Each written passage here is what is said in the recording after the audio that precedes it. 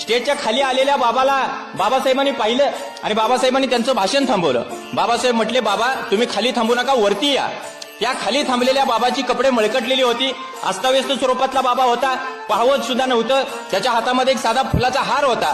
तो बाबासाहेब आंबेडकरांच्या गळ्यामध्ये हार घालायला आलेला होता. बाबासाहेबांनी ते पाहिलं आणि बाबासाहेब म्हटले, बाबा तुम्ही खाली थांबू नका, थेट स्टेजवरती या. त्यावेळी तो बाबा म्हटला, बाबासाहेब तुम्ही खाली या, मी तुमच्या गळ्यामध्ये हार घालणार आहे. खालचा बाबा म्हटला, बाबासाहेब अजून तुम्हाला सांगतो खाली या. बाबासाहेब म्हटले, हे बघा माझ्या भाषणाची तार तुटते, तुम्हाला एकदा सांगितलेलं कळतंय का?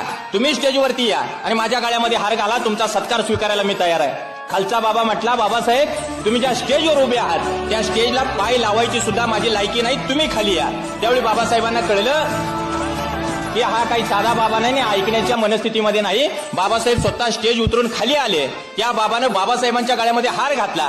दोघांनी एकमेकांना कडकडून मिठी मारली. तो खालचा बाबा गर्दीतनं नाहीसा झाला. बाबासाहेब स्टेजवर आले आणि पाहतात तर आश्चर्य काय, स्टेजवरच्या सगळ्या खुर्च्या रिकाम्या पडल्या होत्या. कारण स्टेजवरच्या नेते मंडळींना सुद्धा त्यांची लायकी कळली. आणि खालचा बाबा बाबासाहेबांच्या स्टेजला पाय लावायला तयार नाही, मग आपली लायकी काय? आणि सगळे नेते मग गर्दीमध्ये सामील झालेले होते.